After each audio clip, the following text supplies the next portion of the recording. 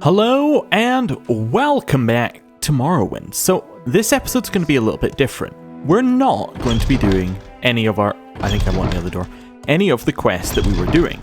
Now why is that? Well, it's because people have been mentioning perhaps I'm carrying around a lot of junk, which is the first one. Well met. This is not the right place. The second one is most of the junk is books. And we can solve that issue. We're going to read books. But we're also going to find a home. We're going to go and live somewhere. It's going to be Balmora. It's spoilers. Why are we living in Balmora? Well, it has a bed. It has a closet. Well, actually, we can't use a closet, but it has a bed. Wait, is there a closet I can use? I don't know. Well, we could use this room, I suppose. This might do. Anyway. It has a bed, it has travel, it's pretty much perfect in terms of somewhere to stay. Now apparently, I did look it up, you can get houses somewhere else. You can go and there's a long quest line or something if you have the Blood Moon expansion, which I do because I think this came with all the expansions or something like that. Although we have delayed the Blood Moon expansion from starting. Anyway, you can get your own house, but it's gonna be a while. Or I think if you finish it's like if you finish somewhere else, then you can get a mansion or something, or build a mansion. Anyway, we don't need to worry about that. What we're going to do is we're going to find a corner. We're going to read books. We're going to place the books in the corner. I think you understand how it's going to go. So, let's start reading books. Now, the first thing I want to say is that these books that we're going to read, they are, we're only going to read ones which are not factual. By factual, I mean they're not the Pilgrim's Path style books because they are quite clearly to be used for quests, and we're going to keep them on us because they're useful. We're not going to read books which we don't have the full set of. We are going to carry those ones around.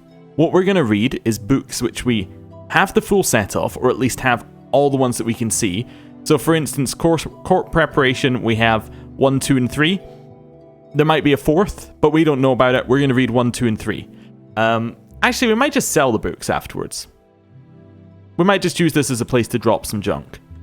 You know, I'm going to use this as a place to drop some junk, so we'll do that first. I've changed my mind. We're going to sell the books because they're actually worth quite a lot. So anything that we don't immediately need is going to go on the ground right here. And then we'll do selling every now and then. So if there's anything that's in this list that I don't need, we're just going to drop it on the ground. So I don't need 2 amulets of opening. It can drop on the ground. We'll pick these up later and go and sell them once we find somewhere. See, now I'm questioning myself again. You know what? Yeah, that is what we're going to do. We're going to drop all of this stuff on the ground in the corner, and that's going to be perfect. Right. Yes. There is also another piece of kind of miscellaneous usefulness that I found. Well, I didn't find. I found on my Discord when somebody posted it here, somebody being Arak Core. Basically, he has a mod which should, in theory, make all of these potions nice and obvious and should tell you what each one is, as in just by their icon, which would be great because then I can know what the potions are and then actually use them properly, opposed to how I'm using them right now, which is kind of just which one's the potion I'm looking for again? Which isn't necessarily the best way of doing this. Anyway, continue dropping all this stuff down here. Oh my. How much junk am I carrying in terms of just alchemy ingredients? It's also been suggested to me that before we go into a dungeon, we pre-plan, and the dungeon up near Voss, which I'm not going to go to again, Sargon, I will go to it when we eventually go back up to that island, which I'm sure we will have to at some point, if only for Malekith's quest. Apparently I missed a ton of stuff. Well, not a ton. I missed 1 bit of armor up there, which is still, you know, reasonable. Oh yeah, and it was confirmed to me that we move quicker with I don't know why I moved that. We move quicker with less stuff on us, which is why we're getting rid of stuff. Right. You're okay with me using your teaching room for this, aren't you? Yeah, she seems alright with it. Right. Anything else I need to drop on the floor here? See, I think I just need to sell some of these. Like the Belt of Nimbleness. Oh, yes! Another one. Forgotten who told me this, but there were a couple of people who talked about leveling up. all of these will apparently cap out, and all of these will cap out at 100, which means that is the max level. When these cap out, these cap out. Well, these will get to 100, that's the max level. When these get to 100, we can't level them up anymore. That's pretty much the idea, right? So, that means actually our strength and our endurance are pretty much max, which means that we're going to really want to get stuff into speed and into agility and willpower right now. Well, when we next level up. It's a little bit interesting in thinking of how we want to do this. In theory, what we want to do is we want to level up our major skills some more and then just push it all into strength. I guess if we did... What's our level like right now? Let's have a look. We got 3 in strength. So if we get 3 more in strength, that gives us a 3 level up. And then we do that again for next level, so 6 in strength. And then we can level up probably like 4 in endurance, and then we can get 5 next level, something like that. Seems like a good idea. Anyway, what it also means is when we get these maxed, they're not going to be giving us anything towards our level, so we're definitely going to have to go and find people to train us. So we're going to have to make sure to have some money to do that. Or we're going to have to start using these skills actively, which we could do. But anyway, I'm rambling now. Rest of this I think can be sold or dropped. Yeah, I'm wondering about the resist potions, whether I want to leave them on the ground. It was also suggested I just keep a bunch of restore everythings on me. I don't know how to use drain yet. Do I do it like this? Do I grab one of these and No. I'm trying to figure out how I would get one of these drain ones to work. Because when we click on ourselves, we drink it. Doesn't seem to do very much. Maybe I'll just sell them. Might as well just sell them. So that means it's just books that we're going to sell later. Right, so that stuff can stay there. Right, let's read some books. I know it's been a bit of a rambly episode, but that's okay. It's kind of the filler episode. I was trying to get this to just show us these ones. Right. So what have we got? So we got Brief History of the Empire 1 to 4, which appears to be the full collection. Okay. We have Ancestors and Dunmer. I'm just trying to see if we've already read anything. You know what I might do? I might put anything we don't have the full volume for, actually. I've changed my mind again. I'm going to put anything we don't have the full volume for on the floor here, right? If I move this out of the way, can I actually choose where to place things? Let's try it, right? Like the Guide to Alduin. Yeah, cool. So Feyfolk 3. We're fairly certain that we don't have any more of that. None of those. None of those. There are some books it was suggested I keep. Wait, no, that one we're just going to sell. Yeah, there were some books that was suggested I keep, but I'm not going to do... Well, I know which ones they are, so I'm not going to sell them. Like Vampires of Vardenfell suggested I keep. And Weathershins as well is apparently a quest book. Right, the rest of these are books we haven't read, as far as I understand it. Right? Anyway, that's fine. Let's open this up. And then, once I fix it and make it all look nice, we're going to go and read books. Been teasing it long enough. Let's just get started. Been delaying it. So this is 2920 Sunstone. Okay. Oh, this is book 2. Oh. Well, we're not reading that one then, are we? Which means actually I want to drop that one on the ground over here. That's fine. Move this out of the way again. So that's book 2. We'll come back when we find book 1. Okay. Right. What are we starting with? That's book 2 as well. Okay. Alrighty. What are we starting with? See, it's an inventory management session. Ancestors and the Dunmer. This sounds like it's going to be this sounds like it's going to be a history book. Oh. This is literally this is an information book. I said I wasn't going to read these. So is there any information we don't know? Pretty much not. Yeah, we already kind of know most of this from speaking with people. That's fine. Yeah. That's fine. Yeah, don't need to worry about that. I'm just gonna go and sell that later. Arcane Enemy. Oh, Okay, so this one, there's no title. This just goes straight into it. So this sounds like it might be a propaganda book. Hear me, children. Once I was a lowly man, such as yourselves. By my will I entered the ranks of the gods. By your unquestioning devotion, you can share my glory. Most necromancers are fools and weaklings, fodder for the witch hunters. But you, my servants, you are among the chosen. In the days to come, few will dare stand against your might. But one obstacle remains. His name is Archay. He was also a man who entered the ranks of the gods. The similarities between his mortal life and my own astonish even me. It is only proper that we should be enemies. Archay's blessing prevents the souls of men, beastmen, and elves from being used without consent. Archay's law prevents those buried with the proper rituals from being raised to serve my children's will. As you know, my children, Archay's blessing is flexible to those with daring, but Archay's law is unwavering. To the scholars, humiliate the priests of Archay, reveal the primitive burial customs to be mere superstition. Befriend kings with honeyed words and bind them to your will. Look to my children in Cyrodiil for guidance. To the priests, use your servants sparingly. Let none be seen by the living. Let the memories of the undead waste away from the people.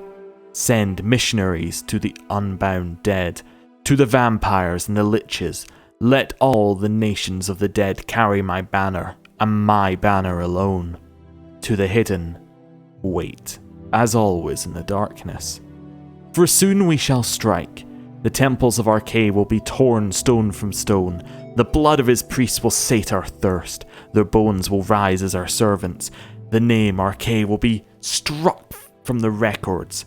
Only I shall hold sway over life and death. Only one name shall be whispered in fear. The name of your Lord and Master, KW. KW? Do we have any idea? I have absolutely no idea who that is. I don't know if I'm meant to know. It kind of sounds like it could be a Daedra of some kind, but they don't tend to have two names. Unless like K is king something, but I don't think it must be an elf of some kind, I think. Do I know anything else? Or is it just KW? KW. I'm imagining I'm going to find out more about this. This seems like a proper quest book. Archay the enemy. Okay. Oh, now we got it. Now we're full-on history books. Brief History of the Empire. Part 1. By Stronach Kajosh. Kajosh? That sounds like it's probably... That sounds like it could be a Khajiit. But Stronach doesn't sound much like it. That I suppose could be a Nordy kind of name. Anyway, the third. Imperial Historian. Before the rule of Tiber Septim, all Tamriel was in chaos. The poet Trachizis called that period of continuous unrest days and nights of blood and venom. The kings were a petty lot of grasping tyrants who fought Tiber's attempts to bring order to the land. But they were as disorganized as they were dissolute, and the strong hand of Septim brought peace forcibly to Tamriel. The year was, I think that's the second era, I think that's what he is, anyway, 896. The following year, the Emperor declared the beginning of a new era, thus began Third Era, year Aught. Yes, so that is the end of the second era is 896. For 38 years, the Emperor Tiber reigned supreme. It was a lawful, pious, and glorious age, when justice was known to all and to one and all, from serf to sovereign. On Tiber's death, it reigned for an entire fortnight, as if the land of Tamriel itself was weeping. The Emperor's grandson, Pelagus, came to the throne. Though his reign was short, he was as strong and resolute as his father had been, and Tamriel could have enjoyed a continuation of the Golden Age. Alas, an unknown enemy of the Septim family hired that accursed organization of cutthroats, the Dark Brotherhood, to kill the Emperor Pelagus as he knelt at the prayer. Pelagus I, as he knelt at prayer at the Temple of the One in the Imperial City. Pelagus I's reign lasted less than 3 years. I wonder if that's a reference to another game. I don't know. It could be. Anyway, Pelagus had no living children, so the crown imperial passed to his first cousin, the daughter of Tiber's brother, Agnorith Kintyra. It starts with a K. Starts with this. No, okay, that's not going to be it because her last name's likely going to be Septim. So that'd be KS. Anyway, former queen of Silvnar assumed the throne as Kintyra I. Her reign was blessed with prosperity and good harvests, and she herself was an avid patroness of the art, music, and dance. Kintyra's son was crowned after her death, the first emperor of Tamriel to use the imperial name Uriel. Uriel I was the great lawmaker of the Septim dynasty, and a promoter of independent organizations and guilds. Under his kind but firm hand, the Fighters Guild and the Mages Guild increased in prominence throughout Tamriel. His son and successor, Uriel II, reigned for 18 years from the death of Uriel I in the Third Era 64. I guess you should say that like this. In the 64th year of the Third Era, to Pelagius II's ascension in the 82nd year of the Third Era. Tragically, the rule of Uriel II was cursed with blights, plagues, and insurrections. The tenderness he inherited from his father did not serve Tamriel well, and little justice was done. Pelagius II inherited not only the throne from his father, but the debt from the latter's poor financial and judicial management. Pelagius dismissed all of the Elder Council and allowed only those willing to pay great sums to resume their seats. He encouraged similar acts among his vassals, the kings of Tamriel, and by the end of his 17-year reign, Tamriel had returned to prosperity. His critics, however, have suggested that any advisor possessed of wisdom, but not of gold, had been summarily ousted by Pelagius. This may have led to some of the troubles his son, Antiochus, faced when he, in turn, became emperor. Antiochus was certainly one of the more flamboyant members of the usually austere Septim family. He had numerous mistresses and nearly as many wives, and was renowned for the grandeur of his dress and his high good humour. Unfortunately, his reign was rife with civil war, surpassing even that of his grandfather, Uriel II. The War of the Isle, in the 110th year of the Third Era, 12 years after Antiochus assumed the throne, nearly took the province of Somerset Isle away from Tamriel. The united alliance of the kings of Somerset and Antiochus only managed to defeat King Orghum of the island nation of Piandonia due to a freak storm. Legend credits the Sizzic, that's probably Sizzic, something like that, order of the Isle of Oratium with the sorcery behind the tempest. The story of Kintyra II, heiress to her father Antiochus's throne, is certainly one of the saddest tales in imperial history. Her first cousin Uriel, son of Queen Potema of Solitude, accused Kintyra of being a bastard, alluding to the infamous decadence of the imperial city during her father's reign. When this accusation failed to stop her coronation, Uriel bought the support of several disgruntled kings of High Rock, Skyrim, and Morrowind, and with Queen Potema's assistance, he coordinated 3 attacks on the Septim Empire. The first attack occurred in the Iliac Bay region, which separates High Rock and Hammerfell. Kintyra's entourage was massacred and the Empress taken captive. For 2 years, Kintyra II languished in an imperial prison believed to be somewhere in Glenport or Glenmoral before she was slain in her cell under mysterious circumstances. The second attack was on a series of imperial garrisons along the coastal Morrowind Islands. The Empress's consort, Contin Arnix, fell defending the forts. The third and final attack was a siege of the imperial city itself, occurring after the Elder Council had split up the army to attack Western High Rock and Eastern Morrowind. The weakened government had little defense against Uriel's determined aggression and capitulated after only a fortnight of resistance. Uriel took the throne that same evening and proclaimed himself Uriel III, Emperor of Tamriel. The year was the 221st year of the Third Era. Thus began the War of the Red Diamond, described in Volume 2 of this series. Okay, cool. Definitely learning a little bit more about this. So basically, Septims took over. There's the normal kind of, wars between them.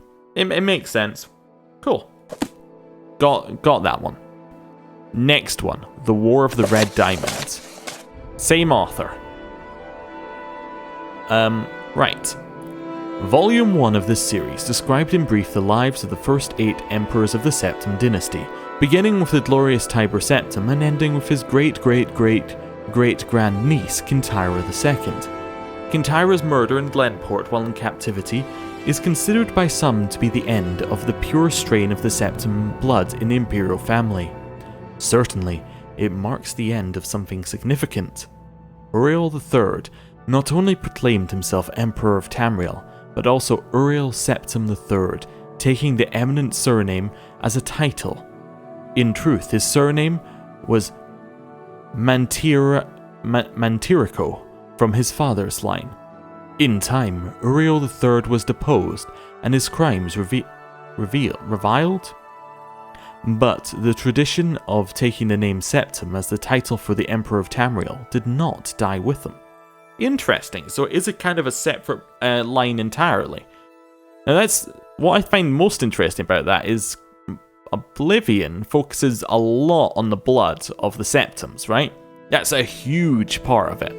So it is weird that the line that presumably that he goes down from, unless it jumps back over to the other line at some point, isn't, the pure-blooded line. It's just interesting. Anyway.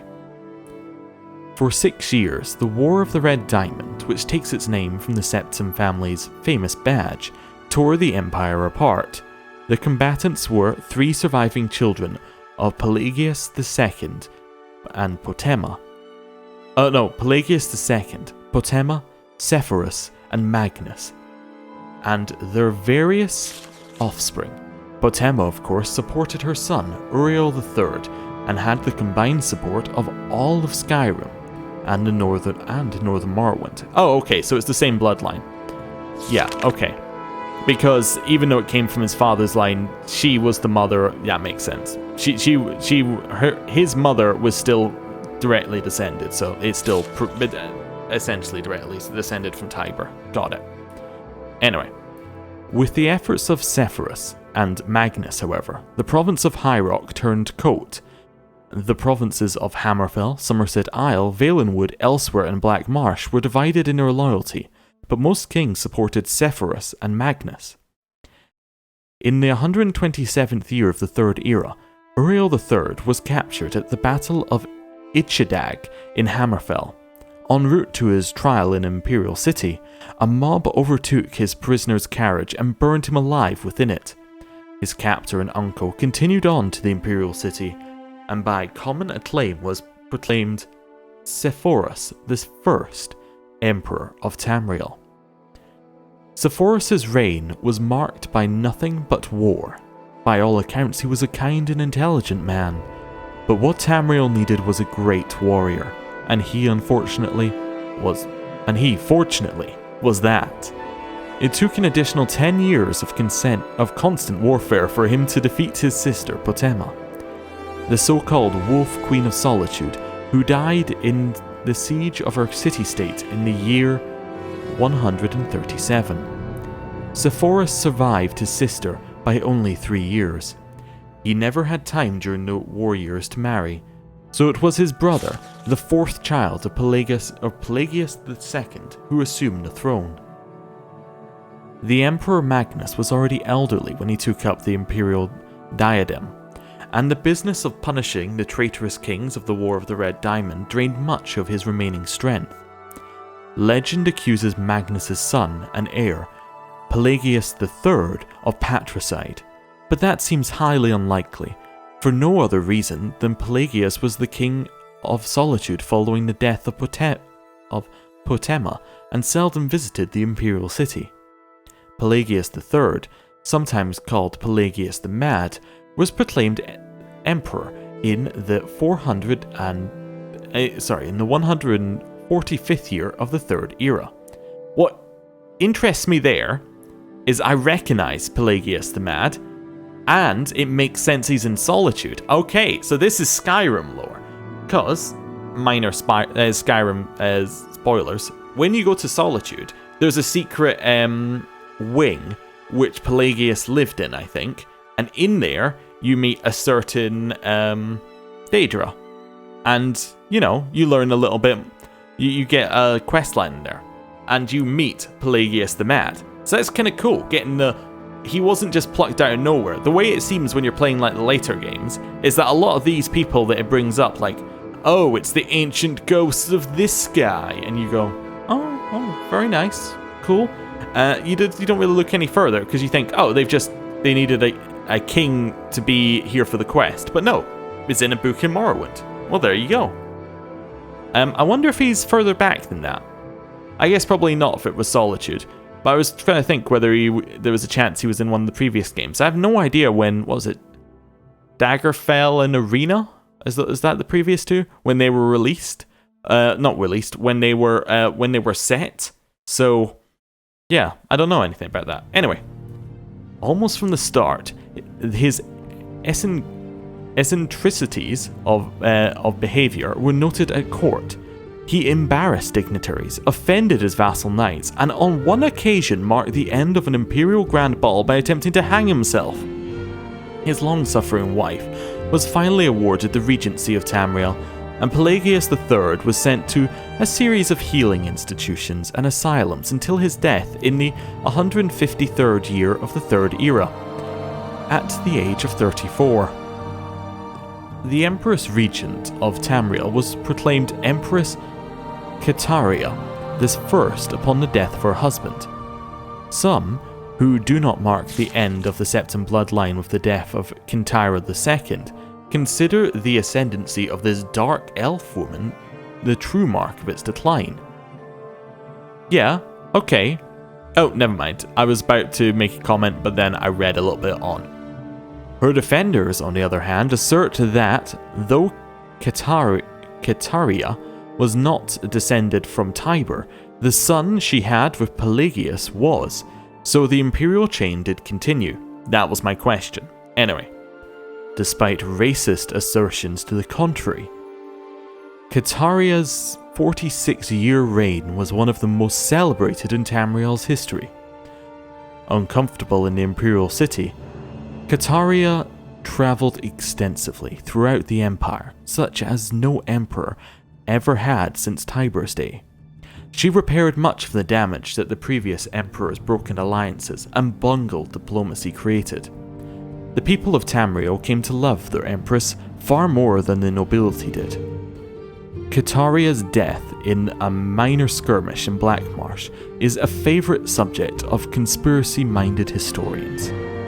The sage, Montalius's discovery, for instance, of a disfranchised branch of the Septim family and their involvement with the skirmish was a revelation indeed.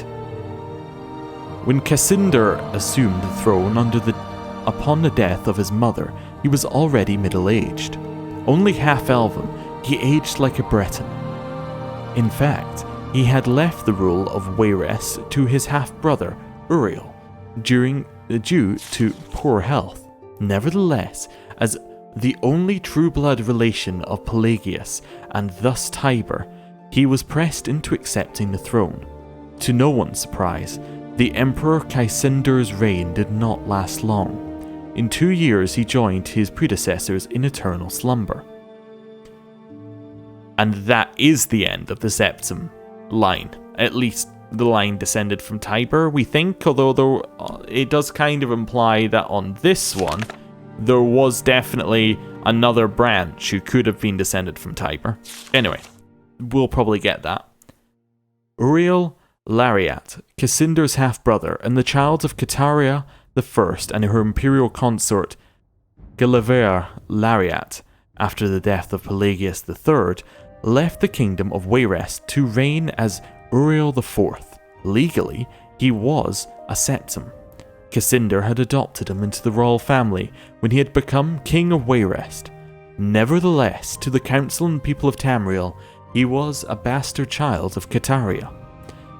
Uriel did not possess the dynamism of his mother, and the long 43-year reign was a hotbed of sedation.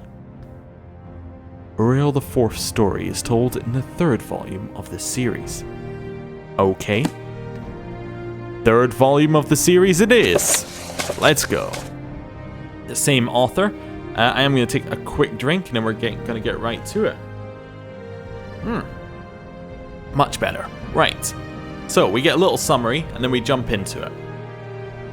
The 1st volume of this series told in brief the story of the succession of the first 8 emperors of the Septim dynasty, from Tiber I to Kintira II.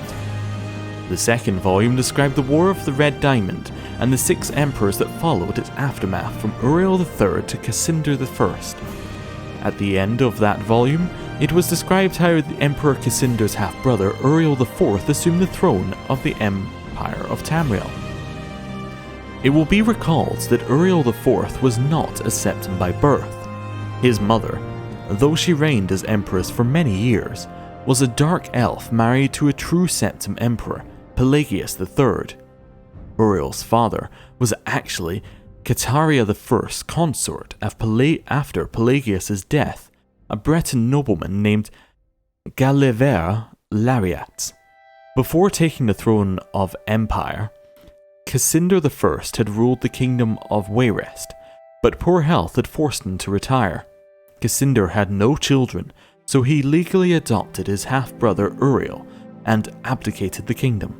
7 years later, Cassinder inherited the empire at the death of his mother. 3 years after that, Uriel once again found himself the recipient of Cassinder's inheritance. Uriel IV's reign was a long and difficult one.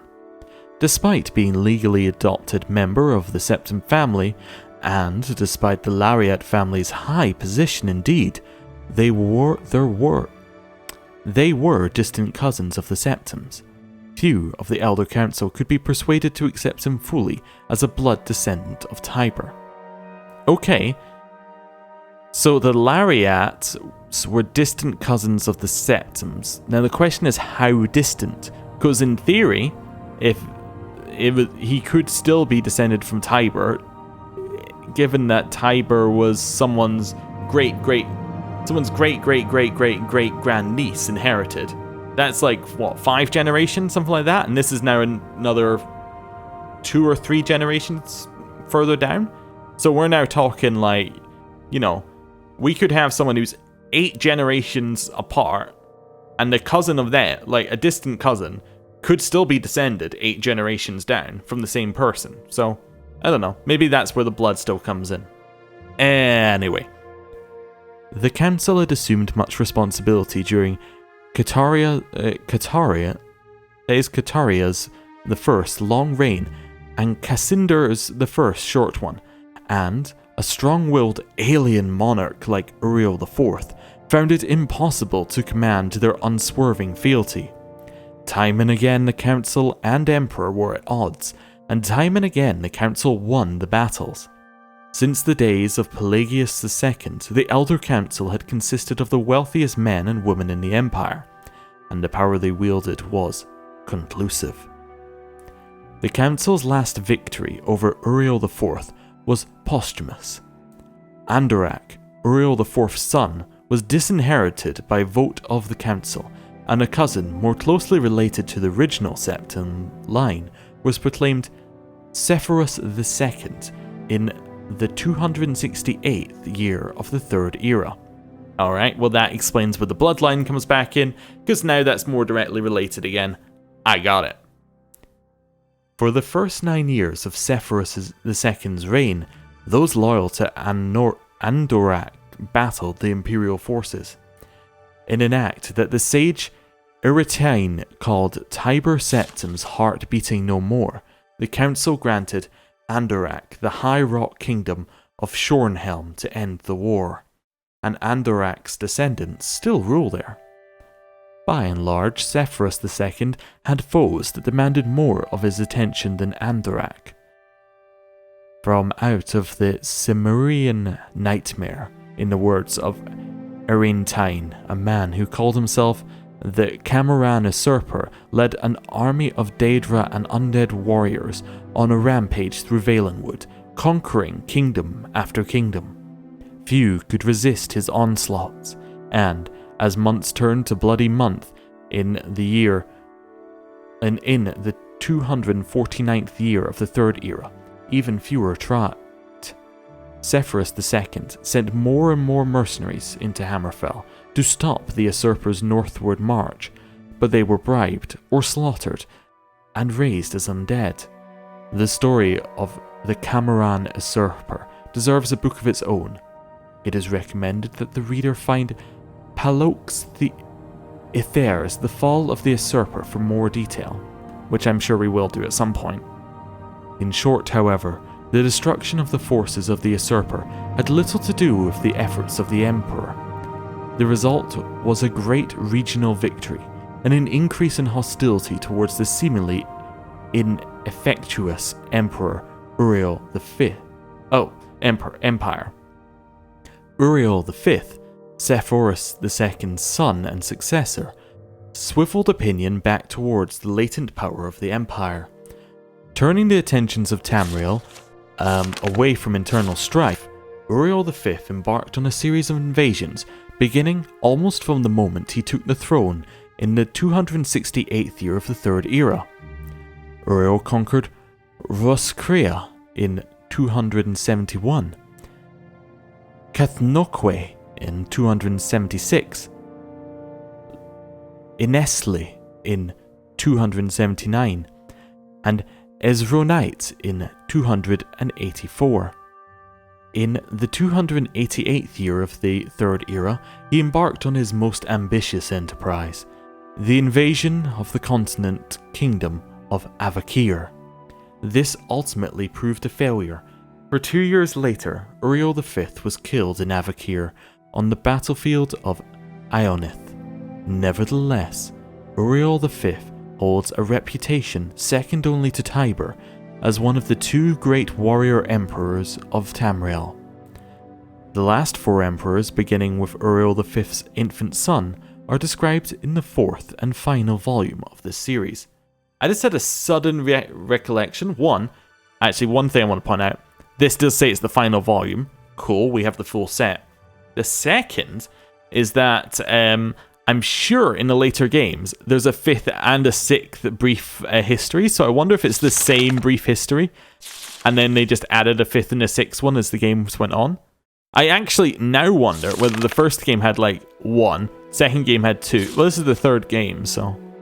But maybe it was like, maybe the first game had two brief histories, the second game had three, and then this one's like, no, now we're going for four. Maybe this was the start of it? I don't know. Probably not. But we'll see. Right. Brief History of the Empire, Volume 4. The first book in this series described in brief the first 8 emperors of the Septim dynasty, beginning with Tiber I. The second volume described the War of the Red Diamond and the 6 emperors who followed. The third volume described the troubles of the next 3 emperors, the frustrated Uriel IV, the ineffectual Sepphoris II, and the heroic Uriel V. On Uriel V's death across the sea in distant hostile Avakir, Uriel VI was but 5 years old, In fact, Uriel the Sixth was born only shortly before his father left for Avakir. Uriel V's only other progeny by a morganatic alliance were the twins Morihatha and Eloise, who had been born a month after Uriel V left. Uriel VI was crowned in the 290th year of the Third Era. The imperial consort, Thonika, the boy's mother, was given a restricted regency until Uriel VI reached his majority. The Elder Council retained the real power, as they had ever since the days of Kataria I. The Council so enjoyed its unlimited and unrestricted freedom to promulgate laws and generate profits that Uriel VI was not given full license to rule until 307, when he was already 22 years old. He had been slowly assuming positions of responsibility for years, but both the Council and his mother, who enjoyed even her limited regency, were loath to hand over the reins. By the time he came to the throne, the mechanisms of government gave him little power except for that of the imperial veto. This power, however, he regularly and vigorously exercised. Oh, come on. Really? You gotta have a bit of phrasing in there. That is... A young man regularly and vigorously exercising something is not something you should write in a history book. Anyway. By 313, Uriel VI could boast with conviction that he truly did rule Tamriel. He utilized defunct spy networks and guard units to bully and coerce the different members of the Elder Council. His half-sister, Morihatha, was, not surprisingly, his staunchest ally, especially after her marriage to Baron Ulf Gerson of Winterhold brought her considerable wealth and influence. As the sage Ugarich said, Uriel V conquered Uronite, but Uriel VI conquered the Elder Council. When Uriel VI fell off a horse and could not be resuscitated by the finest imperial healers, his beloved sister Morihatha took up the imperial tiara. At 25 years of age, she had been described by the admittedly self-serving diplomats as the most beautiful creature in all of Tamriel. She was certainly well learned and vivacious and athletic, and a well-practiced politician. She brought the Archmagister of Skyrim to the Imperial City and created the second Imperial Battle Mage since the days of Tiber Septim. Morihatha finished the job her brother had begun and made the Imperial Province a true government under the Empress, and later the Emperor. Outside the Imperial Province, however, the Empire had been slowly disintegrating. Open revolutions and civil wars had raged unchallenged since the days of her grandfather, Sepphoris II. Carefully coordinating her counterattacks, Morihatha slowly claimed back her rebellious vassals, always avoiding overextending herself. Though Morihatha's military campaigns were remarkably successful, her deliberate pace often frustrated the council. One councilman, an Argonian who took the Colovian name of Thoricles Romus, furious at her refusal to send troops to his troubled Black Marsh, is commonly believed to have hired the assassins who claimed her life in the 339th year of the Third Era. How many of these people got assassinated? I mean, to be fair, that's traditionally how you get from king to prince, or to next king, I guess I should say, or, queen to next queen, is through assassination. But still, it seems like none of these people lived just a normal life and just died. Although, to be fair, they're also emperors and empresses, so what was I expecting? Anyway. Romus was summarily tried and executed, though he protested his innocence to the last. Morihatha had no surviving children, and Eloisa had died of a fever 4 years before. Oh, well, I suppose that's natural causes, but she wasn't technically an empress. In fact, it's not even technical, she wasn't. Eloisa's 25-year-old son, Pelagius, was thus crowned Pelagius IV. Pelagius IV continued his aunt's work, slowly bringing back under his wing the radical and refractory kingdoms, duchies and baronies of the empire. He exercised Morahatha's poise and circumspect pace in his endeavours, but alas, he did not attain her success.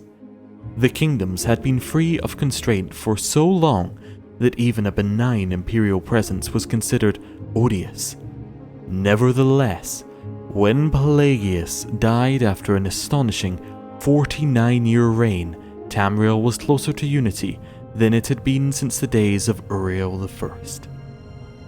Our current emperor, His Awesome and Terrible Majesty, Uriel Septim VII, son of Pelagius IV, has the diligence of his great aunt, Morahatha, the political skills of his great uncle, Uriel VI, and the military prowess of his great-grand-uncle, Uriel V. For 21 years he reigned and brought justice and order to Tamriel. In the 389th year of the Third Era, however, his imperial battle mage, Jaeger Tharn, betrayed him.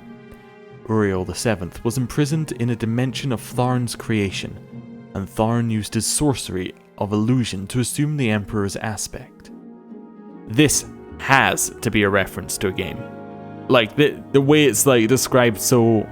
Like, that wouldn't be something you'd put in unless this is game-related, and it has to be the previous game, I think. Anyway, I could be wrong. For the next 10 years, Tharn abused imperial privilege, but did not continue Uriel VII's schedule of reconquest. It is not yet entirely known what Tharn's goals and personal accomplishments were during the 10 years he masqueraded as his liege lord. There we are. In the 399th year of the Third Era, an enigmatic champion defeated the battle mage in the dungeons of the Imperial Palace and freed Uriel VII from his otherwise dimensional jail. Since his emancipation, Uriel Septim VII has worked diligently to renew the battles that would reunite Tamriel. Tharn's interference broke the momentum, it is true, but the years since then have proven that there is hope of the golden age of Tiber Septim's rule glorifying Tamriel once again. And that is the end of the brief history of the Empire. 35 minutes or so later. Okay, so we learned quite a lot. I can't remember, was it I assume it has to be Uriel Septim VII who was the leader in Skyrim? Not Skyrim. Oblivion. It might be an 8, but I'm fairly certain it was like 7, and that would line up quite well, but maybe it wasn't. And I'm assuming it was Daggerfell or Arena. I think Daggerfell's the second one, where this one would have been, although Champion makes it sound like Arena, but who knows. Anyway, that's yeah, sounds cool. Anyway, on to a completely different subject. Corpse Preparation, Volume 1. How many volumes do you need? I don't know. How long have we got? Ooh, wow, these are long. Gonna take another drink and then we'll get started. Right. On the preparation of corpses. On the preparation of the corpse. Volume 1, the acquisition of the corpse. Sorry, I just like the way it's phrased, the acquisition. Yes, how do we acquire a corpse? I wonder, is it going to involve murdering people? Maybe, we'll see. While the arts of necromancy are illegal in the province of Morrowind, few citizens of the Empire have an enlightened view of our art. Thus, the acquisition of corpses on which to experiment is often difficult. In Cyrodiil, a few necromancers who have served the Empire are given the corpses of criminals and traitors to use legally. This provides those who have acquired such a post with a fresh supply of corpses, most of them young, strong, and intact. In Morrowind, the outlawing of necromancy would make its practice impossible were it not for the fortunate institution of slavery. While the temple will investigate obvious signs of necromancy such as hastily emptied graves or ash stolen from one of their ash pits, a careful and discreet necromancer can thrive in Morrowind by taking slaves at a modest rate. Most will assume the slaves escaped or died in the Ashlands. Finding suitable corpses in the Black Marsh is nearly impossible due to their rapid decay. There are also diseases, Argonian tribesmen, and other difficulties that must be dealt with. I know of only a few slowed necromancers who operate successfully in the Black Marsh, and even they stay near coast. While the forests of elsewhere pose some of the same problems as those of Black Marsh, the deserts preserve corpses for hundreds of years in a way that requires very little preparation. Khajiit of the desert tribes are often buried with only a small cairn of stones, which are easy to find and uncover. The Khajiit show remarkably enlightened indifference to graves being uncovered. It is said that in the port of Senchal, one may purchase anything one desires. This is true if you desire fresh corpses. While few Bosmer perform Archae's rituals when burying the dead, the more primitive Bosmer still practice cannibalism upon their enemies, which reduces the number of available corpses. As would be expected from such a backwards people, they have an intolerance of necromancy that goes beyond all reason. Many necromancers who practice our arts in Valenwood become one with the trees themselves. Okay, interesting. So Archae's rituals against necromancers make sense from what we read earlier, but it's wood elves are the first people we saw who it directly references use them. Interesting, still working out who KW is. Somerset Isle is even worse in some ways. Some Altmer born into the most respected noble and scholarly families are actually allowed to study the dead in the open. The research, however, seems to be centered on finding ways to extend their lives even further rather than the more practical uses of our art.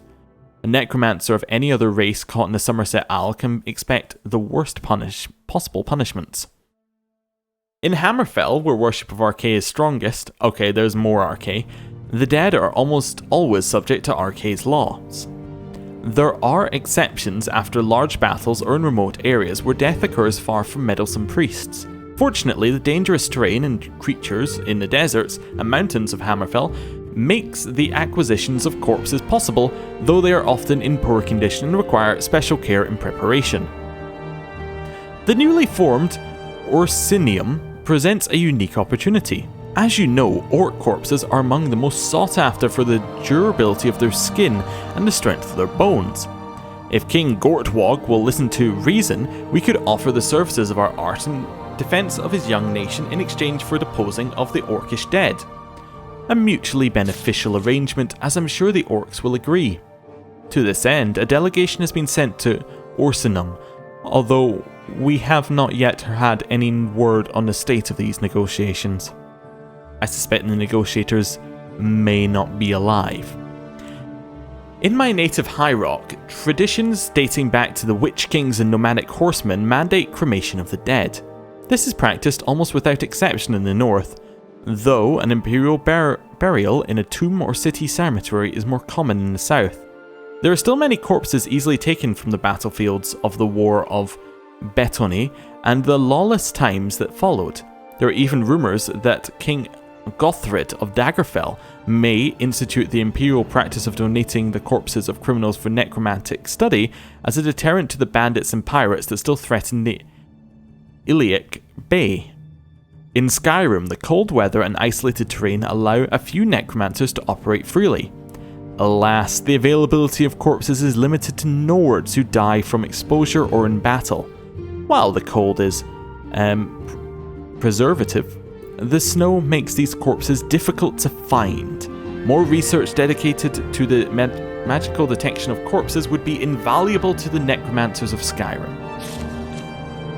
The Slowed are the most famous necromancers, but little is known of their native Thras. In Tamriel, Slowed only practice necromancy on other races. It is uncertain whether this is true in Thras as well. If so, it would explain the number of slaves that are purchased in Tyr by Slowed merchants, and the rumours of Slowed airships carrying corpses from Senchal. These difficulties lead many necromancers to create their own corpses. While I prefer to work with those who have died a natural death, a more expedient approach is sometimes necessary to further the study of the art.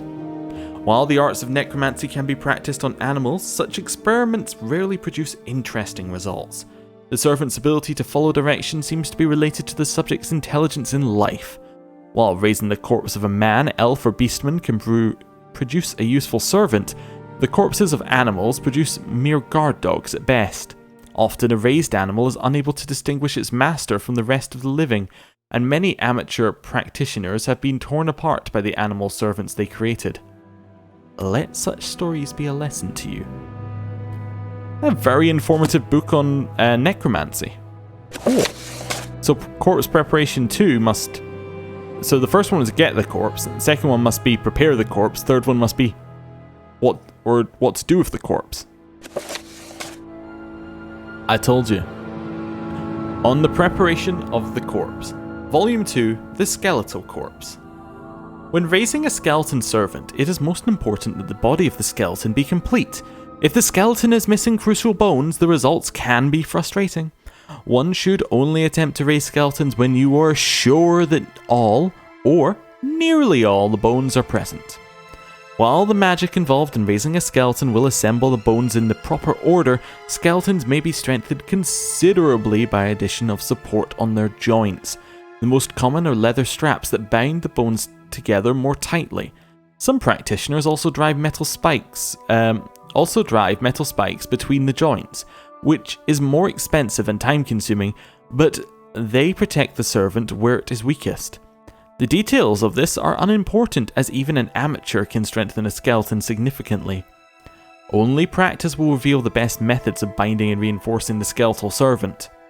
Amateurs often make the mistake of binding the bones too tightly, limiting the skeleton's movements and making it useless. Again, only practice can give the necessary experience in these matters.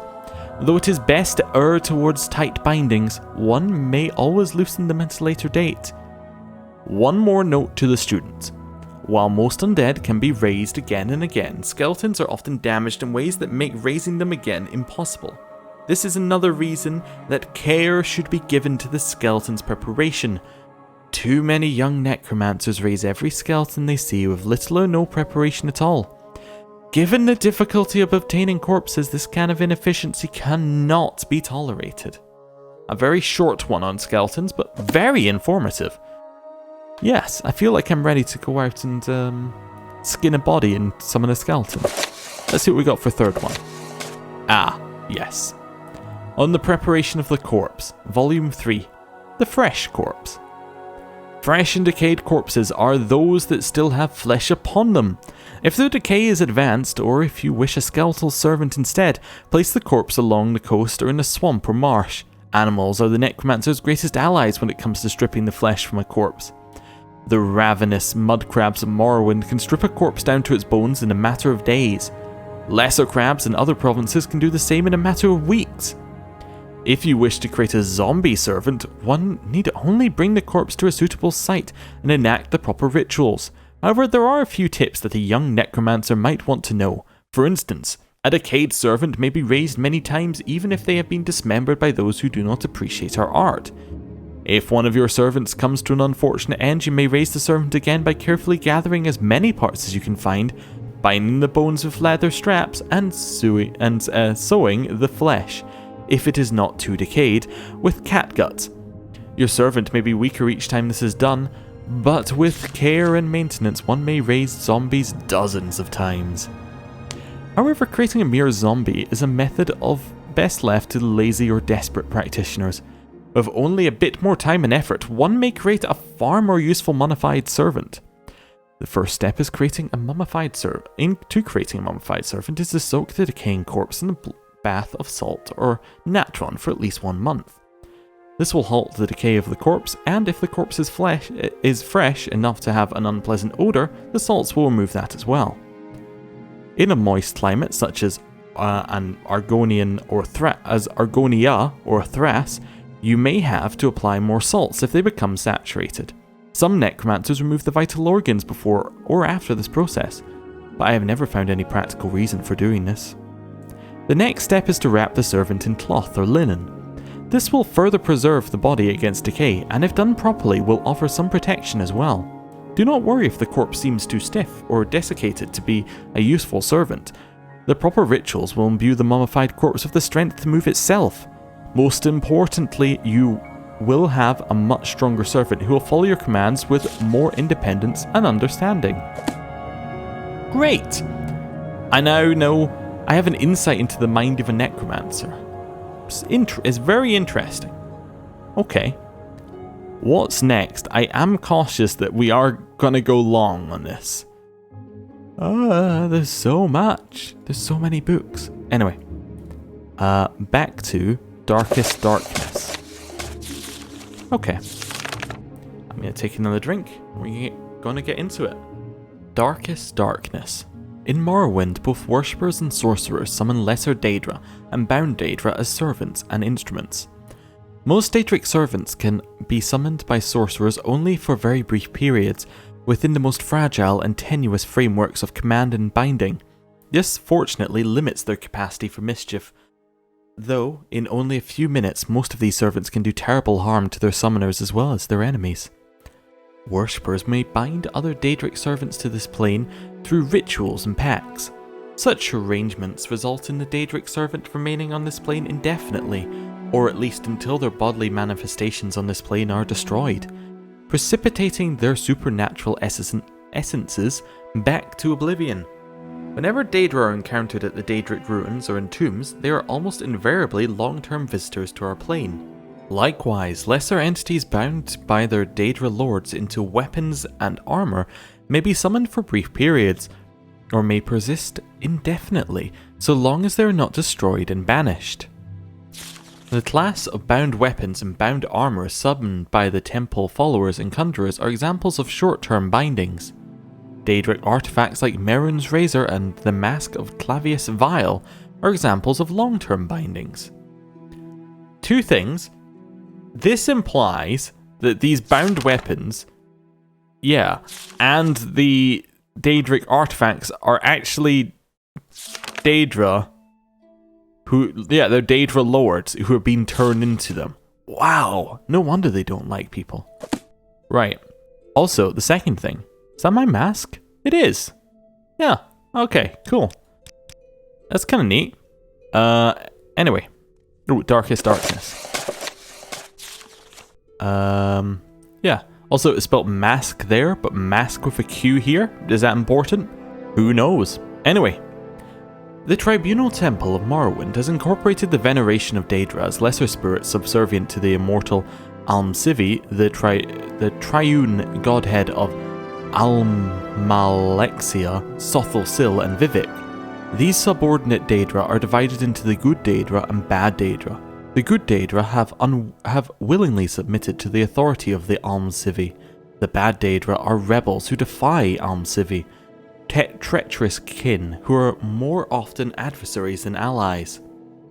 The good Daedra are Boethia, Azura, and Methala.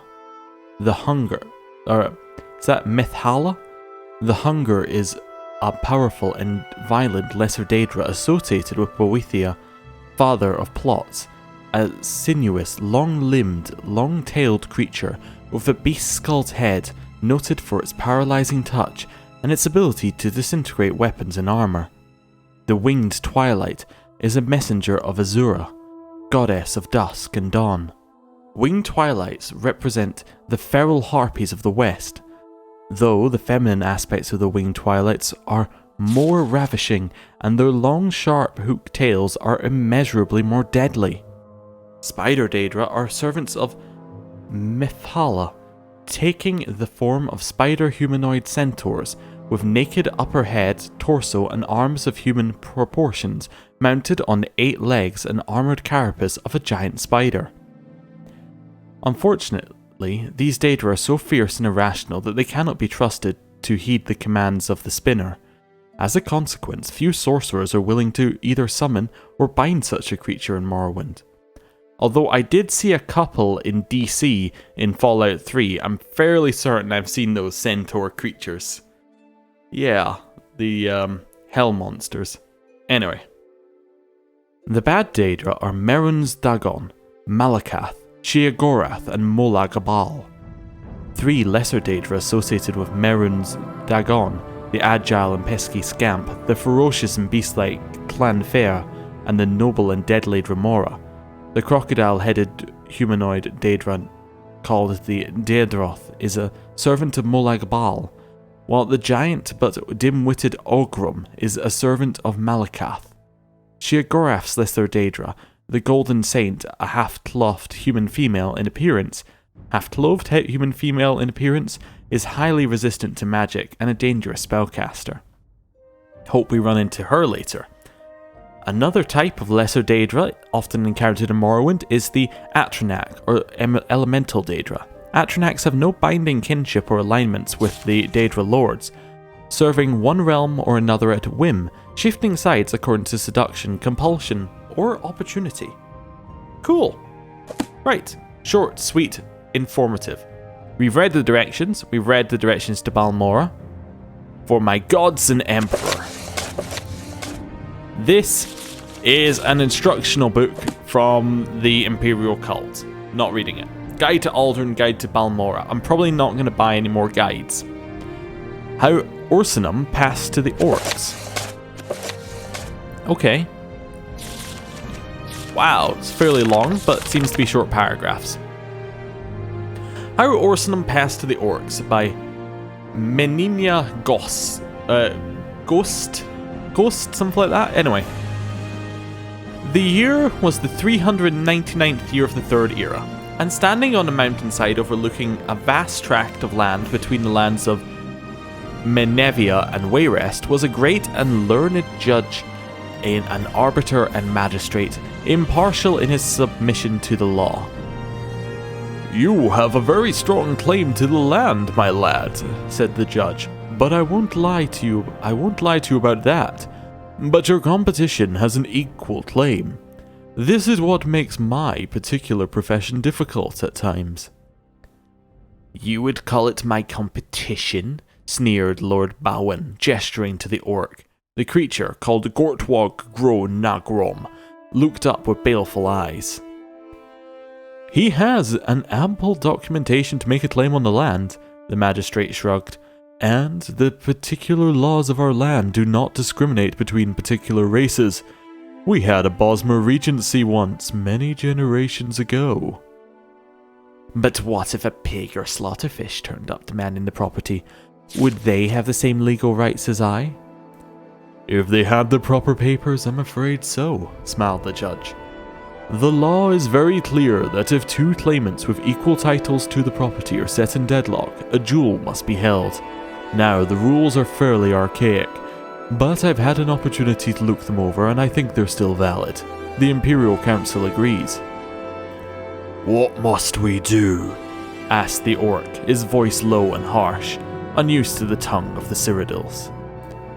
"The first claimant, that's you, Lord Gortwog, may choose the armor and weapon of the duelists. The second claimant, that's you, Lord Bowen, may choose the location. If you would prefer, either or both of you may choose a champion, or you may duel yourselves." The Breton and the orc looked at each other, evaluating. Finally, Gortwog spoke. "The armor will be orcish, and the weapons will be common steel longswords. No enchantments, no wizardry allowed."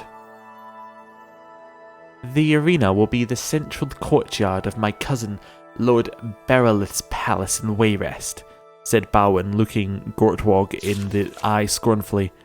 "None of your kind will be allowed therein to witness." So it was agreed. Gortwog declared that he would fight the duel himself, and Bowen, who was a fairly young man in better than average condition, felt that he could not keep his honour without competing himself as well. Still, upon arriving at his cousin's palace a week before the duel was scheduled, he felt the need to practice. A suit of orcish armour was purchased, and for the first time in his life, Bowen wore something of tremendous weight and limited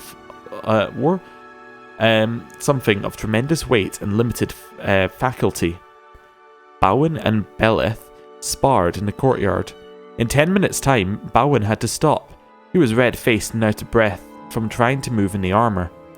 To add to his exasperation, he had not scored one blow on his cousin, and dozens of feinted strikes scored on him. "I don't know what to do," said Bowen over dinner. "Even if I knew someone who could fight properly in that beastly steel, I couldn't possibly send in a champion to battle Gortwog." Berlif commiserated.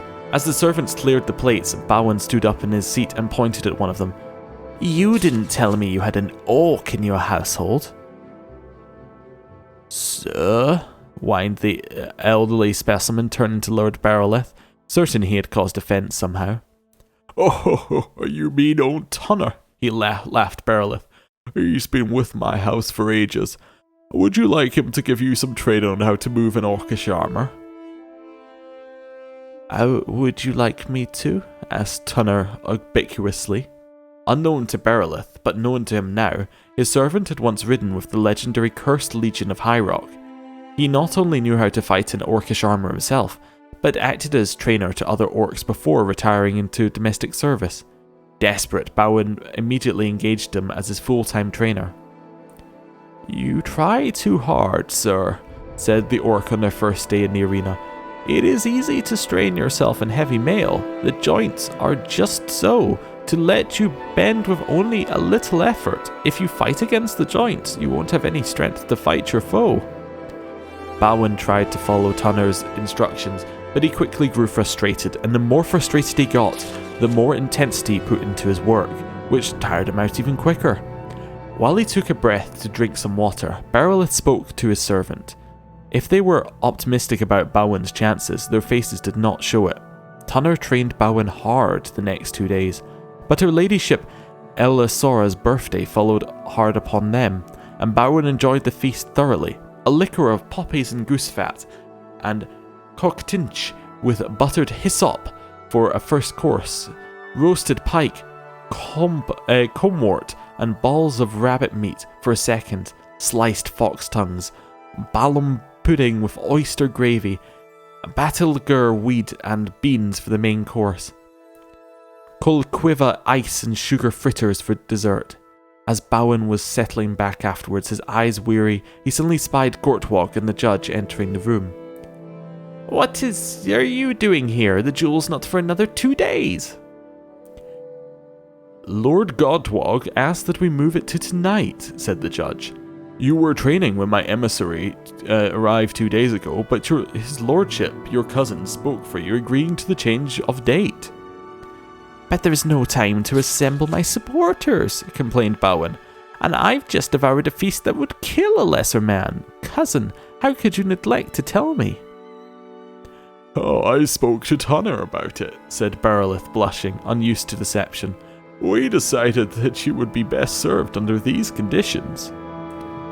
The battle in the arena was sparsely attended. Saturated with food, Bowen found himself unable to move very quickly. To his surprise, the armour responded to his lethargy, rotating smoothly and elegantly to each stagger. The more he successfully manoeuvred, the more he allowed his mind and not his body to control his defensive and offensive actions. For the first time in his life, Bowen saw what it was to look through the helmet of an orc. Of course he lost, and rather badly if scores had been tabulated.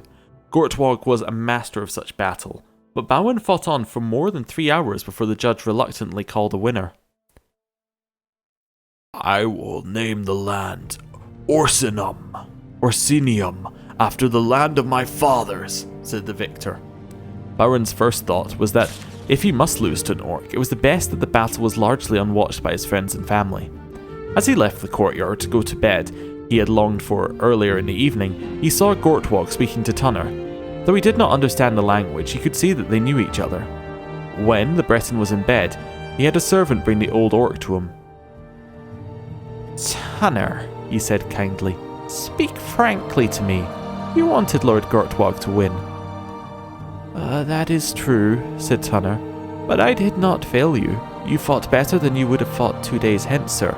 But I did not want Orsinium to be won by its king without a fight." An interesting story. I like it. What have we got next? The Invocation of Azura. Okay. By Sigalath Parate. For 300 years I've been a priestess of Azura, the Daedric princess of Moonshadow, mother of the... I read this already. Yes, I've read this already. Took me not very long to work that one out. Okay. Legions of the Dead. Okay. Oh, this is telling us about undead. Yeah, this is just a what are undead. We don't need to worry about it, and I think I've read it. So let's move on. Lives of the Saints. Okay, don't think I've read this one, but again, it's a very specific. This is a specific book for the imperial cult to tell you about each member, I think. So we don't need to worry about that either. We can speak to some. If we can get the information from just speaking to someone, I'm going to do that. Like the Lives of the Saints, I imagine if we speak to someone of the Imperial cult, we can ask them about the Lives of the Saints. Right. Mysterious Avakir. Right. This is fine. Avakir means Dragonland, Tamriel means Dawn's Beauty, and Atmora means Elderwood. Only the Red Guards know what Yokuda ever meant. Avakir is the kingdom of beasts. No men or mer live in Avakir, though men once did. These men, however, were eaten long ago by the vampiric serpent folk of Seski. Had they not been eaten, these men would have eventually migrated to Tamriel. The Nords left Atmora for Tamriel. Before them, the Elves had abandoned Aldmeris for Tamriel. The Red Guards destroyed Yokuda so they could make their journey. All men in Mer know Tamriel is the nexus of creation, where the last war will happen, where the gods unmade Lorcan and left their adamantine tower of secrets. Who knows what the Avakir think of Tamriel, but ask yourself, why have they tried to invade it 3 times or more? There are 4 major nations of the Avakir: Camel, Taisi, Tangmo, and Caputun. When they are not busy trying to invade Tamriel, they are fighting with each other. Kamal is Snow Hell. Really? That is a great name for somewhere, but Snow Hell. That just sounds like, alright, I've got here, taken a look around and gone, oh my god, this is Snow Hell, and it just stuck, or something like that. But I love the name. Anyway. Demons live there, armies of them. Every summer they thaw out and invade Tangmo, but the brave monkey folk always drive them away.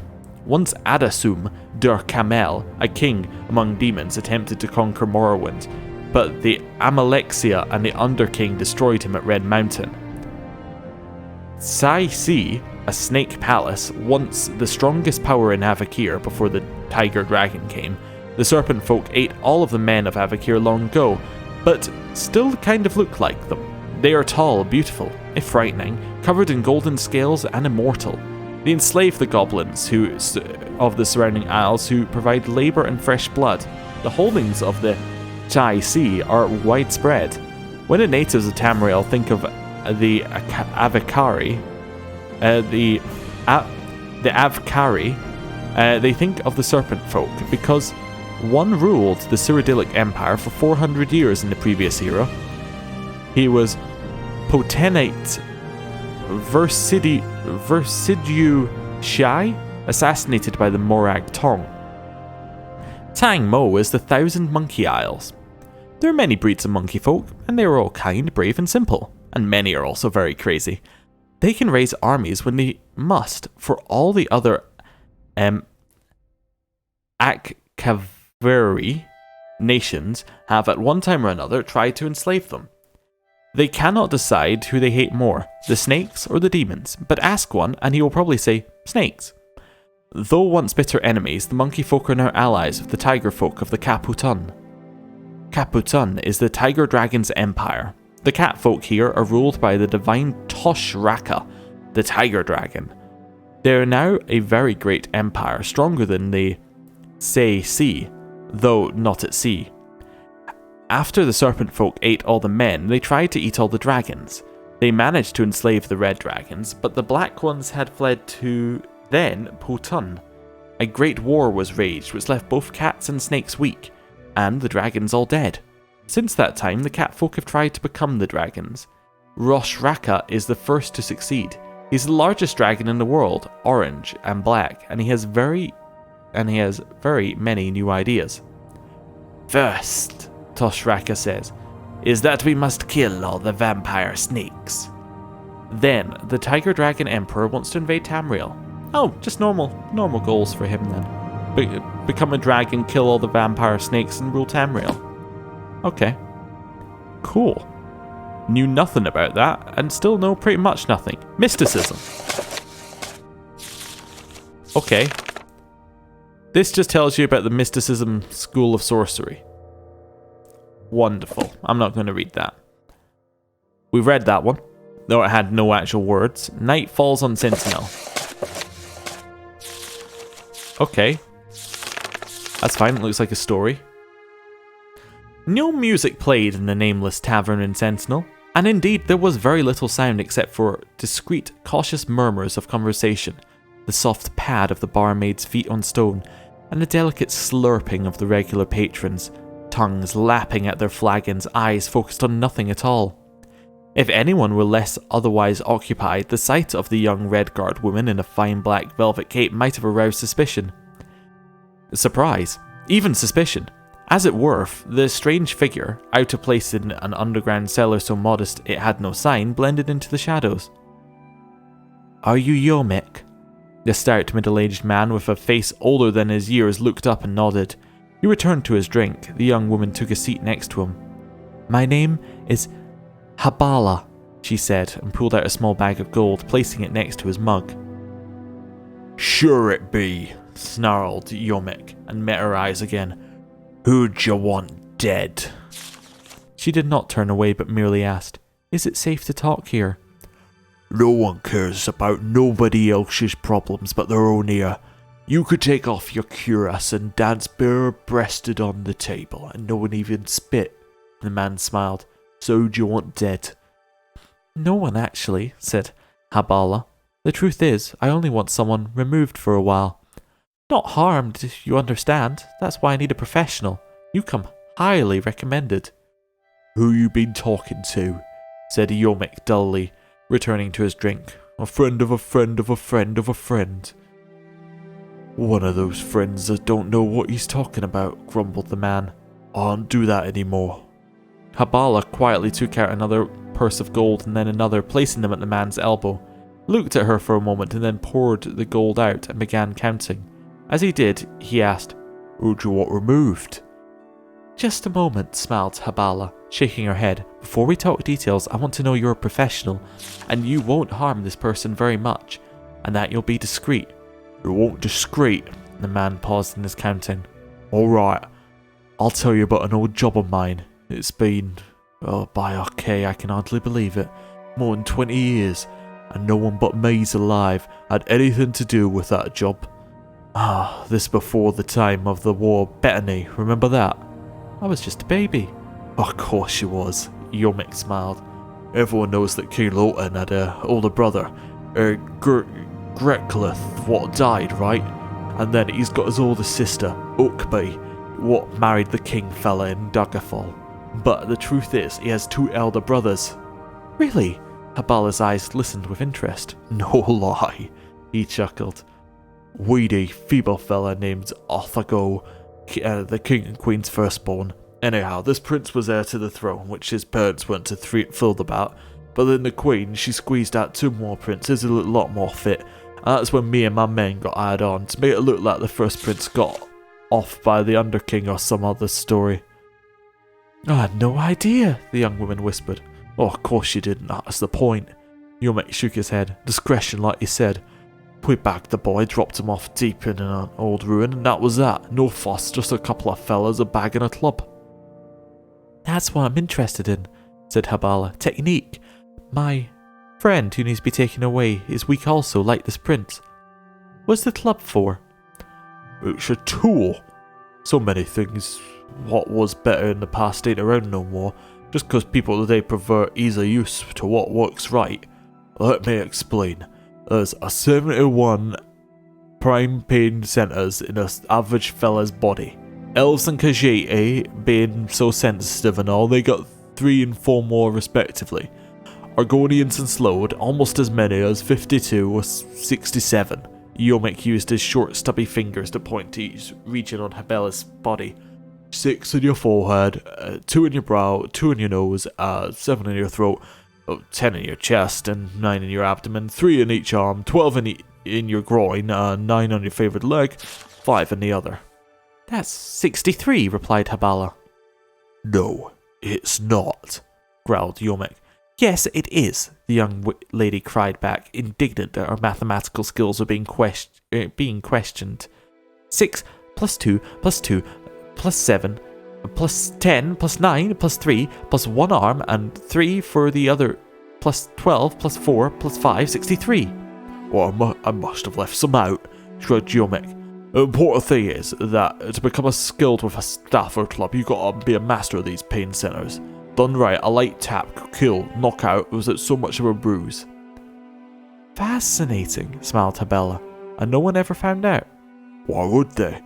A boy's parents, the king and queen, they're both dead now. The other children always thought their brother got carried off by the underking, and that's what everyone thinks. And my partners are dead. Of natural causes? Ain't nothing natural that ever happens in the bay. You know that. One fella got sucked up by one of them Slendu. Another died that same plague that took the queen and Prince Gretloth. Another fella got himself beat up to death by a burglar. You gotta keep low, keep out of sight like me if you want to stay alive. Yomek can finish counting coins. You must want this fella out of the way bad. Who is it? It's better if I show you, said Habala, standing up.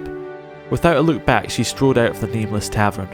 Yomek drained his beer and went out. The night was cool with an unrestrained wind surging off the water of Iliac Bay, sending leaves flying like whirling shards. Habala stepped out of the alleyway to the tavern and gestured to him. As he approached her, the breeze blew open her cape, revealing the armour beneath and the crest of the King of Sentinel. The fat man stepped back to flee, but she was too fast. In a blur, he found himself in the alley on his back, the woman's knee pressed firmly against his throat. The king has spent years since he took the throne looking for you and your collaborators, Yomek. His instructions to me what to do when I found you were not specific, but you've given me an idea. From her belt, Habala removed a small, sturdy cudgel. A drunk stumbling out of the bar heard a whimpered moan accompanied by a soft whisper coming from the darkness of the alley. Let's keep better count this time. 1, 2, 3, 4, 5, 6, 7. Oh my, that took a turn. Okay. Yeah, so people hold grudges. Overview of gods and worship. I think we've read it, or I don't care. It's definitely a mixture of the two on that one. Or at least don't care right now. Reflections on cult worship. I think we've read this as well. We've read this? I think. I'm not sure. I don't remember reading that many books, but we read something similar. Anyway, the Axeman. Of all the members of the... Well, how long is this one? Okay. Right. Of all the members of the Morag Tongue I've spoken with, none disturbed me as much as Minas Torek. A quiet, reserved man who never drank, never visited a brothel, or even uttered a curse. He was famous for his ability to make people disappear. Once a person was targeted by the Brotherhood and Torek was sent to them, they would simply cease to be. I asked him once what his weapon of choice was, and was equally startled by his answer. I used to only like axes, he said, in his typical, quiet voice. The image of the silent, dour fellow attacking anyone with a weapon as inherently bloody and violent as an axe so frightened and intrigued me that I questioned him about it further. This is an inherently dangerous activity, for assassins are not typically keen to give out their stories. Turek did not mind the question, though it took some time to get the full story out of him, as naturally shy and reserved as he was. It seemed that Turek had been orphaned at a very young age, and sent to live with his uncle, a salt rice plantation owner in Siergorad in northern Vardenfell. The man promised to show his nephew the business and eventually made him a partner when he was old enough. In the meantime, the boy was put to work as his uncle's house servant. It was a grueling life, as the old man was very particular about how things should be done. The boy first required to give all the floors in the house a thorough scouring, from the attic to the cellar. Whenever the floor was not clean to the uncle's satisfaction, which was frequent, Turek was thrashed and forced to begin again. The boy's second duty was to ring the bell that would bring the labourers into the house. This was done at least 4 times a day, once for each meal, but if his uncle had any news or additional instructions for the labourers, which he frequently did, the bell might need to be sounded a dozen times or more. It was a huge iron bell in the tower, and the boy had quickly discovered that he had to throw his entire body into the motion of pulling the chain in order to have it sound loud enough to bring everyone in front of the field. If he was tired or did not pull the back-breaking chain hard enough, his uncle was soon at his side to beat him until he rang the bell loud and clear. Torik's third task was dusting all the shelves in his uncle's vast library. As deep and old as the shelves were, he was required to work with a long heavy duster on a rod. The only way he could reach the back of the shelves was to hold the duster at his shoulder and then swing it out in a sweeping motion. Again, if the uncle saw any dust left over, or felt the boy was not working hard as he ought to, the punishment was swift and severe. After several years, Minas Torak grew into a young man, but his job responsibilities were not increased. His uncle promised to teach him the business once Torak had demonstrated his mastery of servile assignments. Divorced from any knowledge of any work other than his own, Torak never knew how badly in debt his uncle was and how poorly the farm's yield was. In his 18th year, Torak was called into the cellar by his uncle. He thought that he had not done a good enough job scouring the floor down there, and was frightened of the beating to come. What he found, however, was his uncle packing his goods into crates.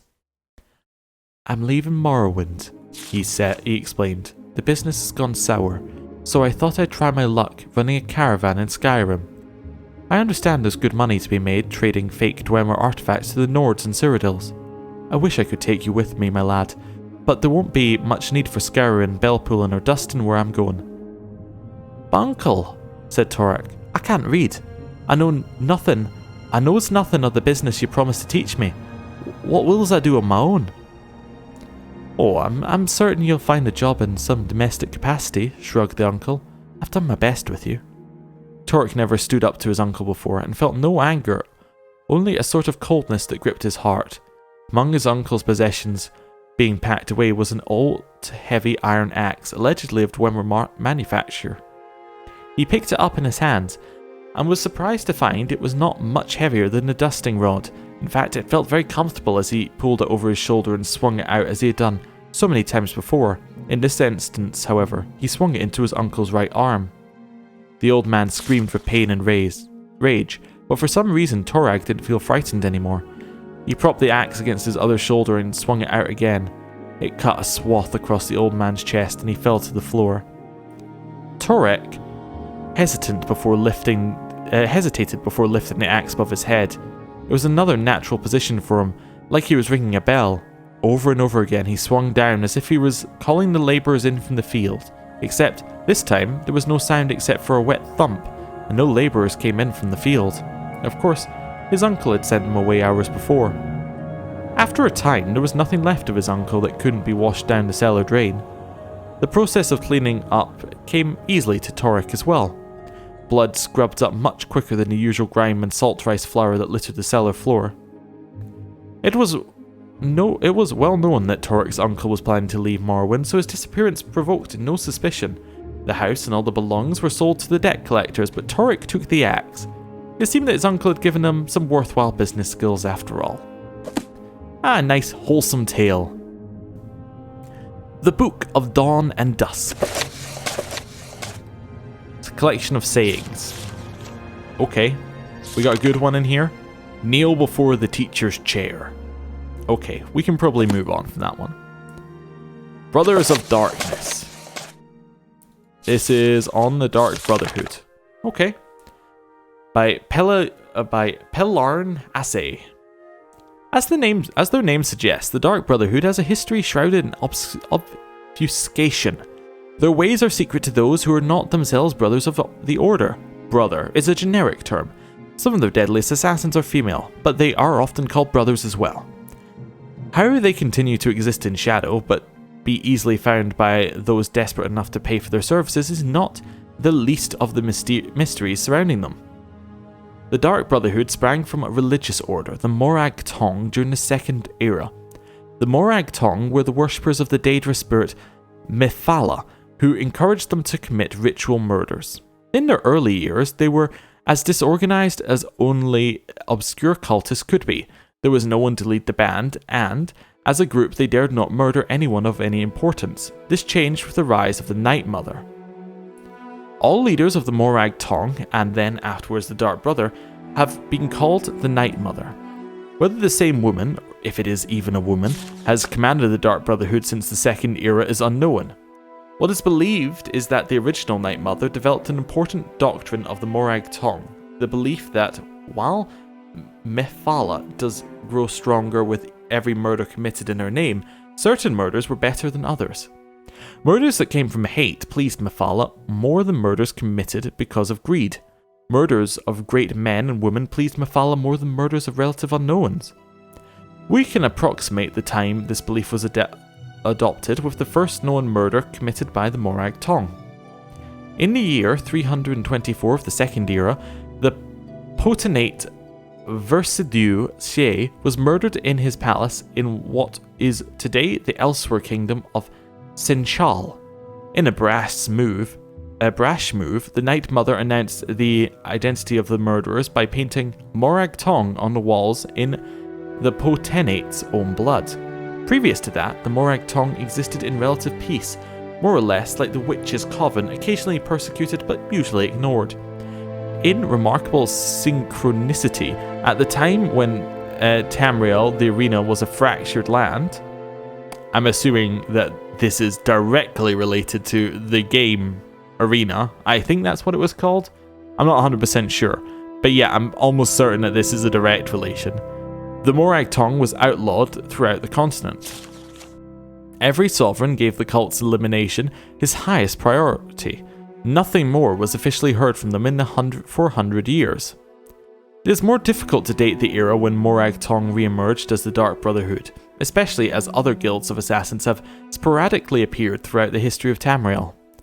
The first mention of the Dark Brotherhood I have found is that from the journals of the Blood Queen Arlimahera of Hegath.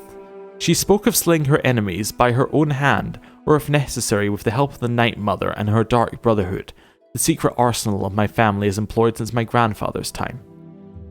Arlimahera wrote this in the 412th year of the Second Era, so one can surmise that the Dark Brotherhood has been in existence for at least 360 since at least 360 if her grandfather had truly made use of them. The important distinction between the Dark Brotherhood and the Morag Tong was that the Brotherhood was a business as much as it was a cult. Rulers and wealthy merchants used the order as an assassin's guild. The Brotherhood gained the obvious rewards of a profitable enterprise as well as the secondary benefit that rulers could no longer actively persecute them. They were needed. They were purveyors of an essential commodity. Even an extremely virtuous leader would be unwise to mistreat the Brotherhood. Not long after, Alimahara's journal entry came perhaps the most famous series of executions in the history of the Dark Brotherhood. The Calovian Emperor, Potentate Severian Shorak, and every one of his heirs were murdered on one bloody night in Sun's Dawn in 430. Within a fortnight, the Calovian dynasty crumbled, to the delight of its enemies. For over 400 years, until the advent of the warrior emperor Tiber Septim, chaos reigned over Tamriel. Though no comparably impressive executions have been recorded, the Brotherhood must have grown fat with gold during that interregnum.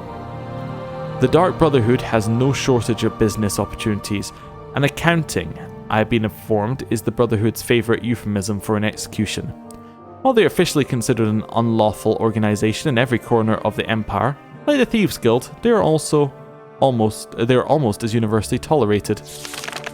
Now, I'm fairly certain, I don't know what games it's in, but I'm fairly certain it's highly suggested that the Night Mother is Mephala. Like, she is literally Mephala, which explains why she doesn't age and kind of survives forever. But I don't know where that's coming from or if it's true, but I think there's definitely enough side evidence to make that call. Especially in this book itself, there's enough evidence to make that call. Anyway, Pilgrim's Paths, we've read it. The ruins of Zemel Sea. Oh my god. This is a full-on novel. Okay, we'll come back to that one. Where were you when the dragon broke? I think we've read that one. Have we? No, we haven't. Okay. Cool. So we got... You know what? We'll leave it there. We got 4 books left. I think that's a good point to leave it, because there is one thing I want to do this time, and... This is unexpected. I think the episode's gone a bit long. So, there's there's 2 other things I want to do. I want to sell my books. Oh, look how much quicker we move already. That's amazing. There is a bookseller in Balmoral, isn't there? Balmora? Yeah, there is a bookseller. Hey, what's up? I'd like to... First of all, do you have any random rumors? Not really. Okay. You're always looking for books on the Dwemer. Interesting. Barter. Oh, she sells so many books, we could read them all. No. Resist. Resist. We're gonna sell everything that's at this side. Yes. And we're gonna sell it whether we make money or not. I should sell the guides if I'm not gonna keep them. Yeah. Legions of the Dead, Lives of the Saints, Mysterious Epic here, Mysticism. Also, if I sell them all to the same person, I'll know what I'm getting. If you know what I mean, like, I'll know where to get them back. So what else have we got? We got Brothers of Darkness. I know that we're losing money on this, but that's okay. It's also just exiting my inventory, which is part of the goal. And then the rest of them we haven't read yet. Okay, that's good. We may have to do another one of these at some point. I would like 700 gold, please. Thank you. So I now have another 700 gold, and look at the movement speed. This is much better. This is a lot better. Right, so how much we got? We're at 277. We're still a little bit over. There are other shops here that want to get rid of some things that, though. Hello. Yes, I'd like to barter and sell you 1 amulet of opening, please. Don't buy it. Okay, that's fine. Do I need the belt of nimbleness? Maybe. What's the belt I'm currently using? I'm currently using the shield belt. You know what? I need the belt of nimbleness more than I need the shield belt, so I'm only gonna keep 1 belt. We just have to decide on a better one. Right. Hello. Yes. I'm gonna sell these. I don't buy that item. Alright. Slowfall seems like it might be worth keeping. You don't buy any of them. Okay. You know, you're kind of useless if I'm honest with you. Right, bye. The other place Outfitter might take him. Hello.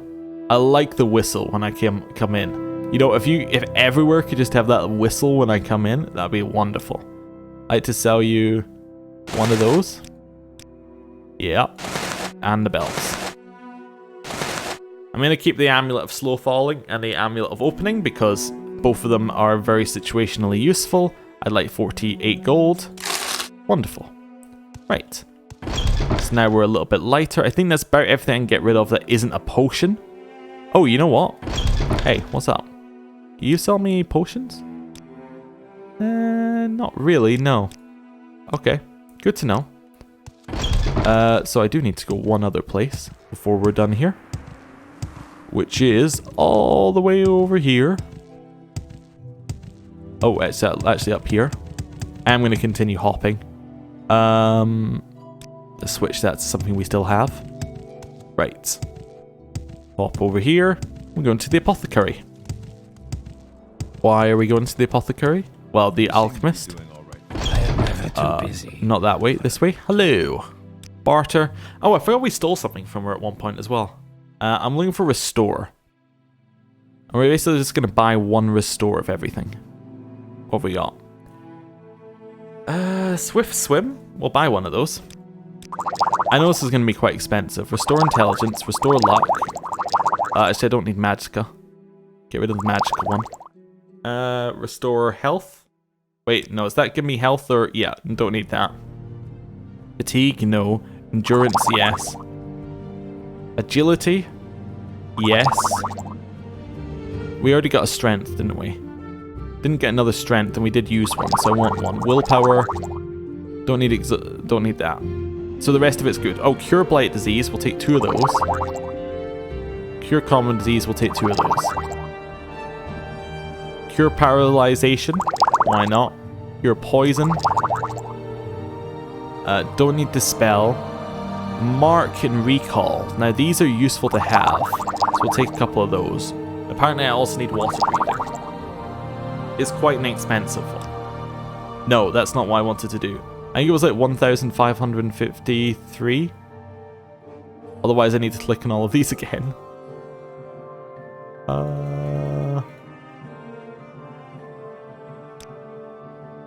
It was like much more, wasn't it? Yeah, okay. My bad, will not do that. Right, so I want where it says restore. And then you just kind of click for a while. Swift Swim, I think I was buying one of. Restore, restore. Restore, restore. Restore, restore. Restore. Restore. Right. Then I buy the Cure Blight Disease, the Cure Common Disease, the Cure Paralysis, the Cure Poison, the Mark and the Recall, and the Water Breathing. And then I try and get it for like 5 gold less. Wonderful. Then we buy another Mark and Recall. Why are we buying another Mark and Recall, you might ask? Well, it's quite simple. I want to know how it works. You cannot buy another Mark and Recall. Oh, do I need to leave the conversation? Oh no, there we go. Mark and Recall. Actually, I'm going to buy another one as well. You cannot afford this transaction. Fair enough. I'm going to buy that many. So, I'm going to drink Mark, right? Hello. And then I leave. And I use Recall. Where's Recall? Potion of Recall. Potion of Recall. There we go, Recall. Oh, you just appear right next to it. Fantastic. I want to use another Potion of Recall, but you know what? I'm going to sell my Drain Potion so I can do it. You only need one... Okay. You only need one mark, ever. Unless you're marking a new place, like a place that's nearer. That's fine. I'm going to sell this brandy if you'll buy it. She will. Fantastic. The drain stuff. And then it says drain is, you know, gone. Resist poison. I'm never going to use that correctly. Drain strength, drain strength. Right. How much am I making? Not very much. Okay, but I do need to do it. I'd like that much, please. Oh, and I'd like to buy 1 potion of recall from you, if that's possible. We'll just have this be our spot. This is fine. Yeah, one recall. Perfect. Offer. Works for me. Right. So now we have the ability to Hearthstone back here. We have got rid of a bunch of inventory, so we move quicker. We've read all of our books. Yeah. It's a pretty good filler episode, I'd say. Right. Thank you for watching. Next time... Oh, wait, no, we're not done yet, actually. Now that I think about it. There's one thing I wanted to do. One more thing. Right. Along here. We may not have money for it now that I think about it. We might have money for it. I can find the money. Right. The other thing we need to do is we need to get onto the Silt Strider. Which we can easily do. We have enough. How much money do we have? Yeah, we're good. We're good. For some of it anyway. Hey, what's up? I'd like to travel to Aldrun. Then I'd like to travel to Nithis. Why do I want to be in Nithis, you might ask? Well, it's because I believe that this person over here sells me something I need. Hello. Yes. Now that Imperial Chain Cuirass I sold you. I'd like it back, please. Thank you. I'd also like to sell you something in return. Somebody also suggests I don't need this many arrows. No, I'm going to sell you 50 arrows. Sure. Right. One less. I think I offered one more. I might be the worst the worst kind of merchant ever. That's okay. Right, so now I have this, I believe. Well, actually, I can check in here, can't I? Because nobody will speak to me if I'm not wearing my armor. So, head down here. What's up? I'm an officer of the Imperial Legion. Move along. Wait, he's not friends with us right now? If I take this off... wait, what did I have on instead? I have that on instead, right, yeah. The Orcish cuirass. Hello. You're out of uniform. Fantastic. I would now like to wear this Imperial chain cuirass. What do you need? Wonderful. I actually need to pick up all of that junk. Wear the Orcish one. And I can go and sell this junk so I can get enough to travel back to where we were. Although, I don't really want to go to Wolverine Hall. I kind of want to just go back to Balmora. But that's okay. We can do that. Hey, what's up? I want to sell you this chitin gear that I dropped on the ground. You okay with that? I want 25. Wonderful. Right, so that now gives me just enough money to make the trip back once I get back onto the Soul Strider. Right. Perfect. I'd like to travel back to Aldrin. I'd like to travel back to Balmora. And there you go. We're back, and I'm going to end the episode there. Thank you for watching. I'll reach you next time. I'll see you next time. Goodbye.